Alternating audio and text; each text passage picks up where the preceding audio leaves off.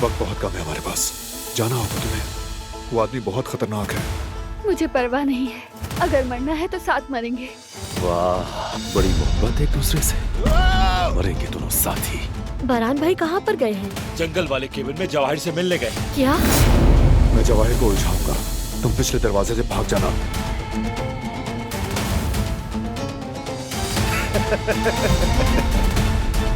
मैंने फराद को मारने की कोशिश की थी, पता है ना? जिहान को भी, बल्कि तुम्हारी बीवी को भी मैंने मारने की कोशिश की थी। मेरी फैमिली से दूर रहो जवाहिर।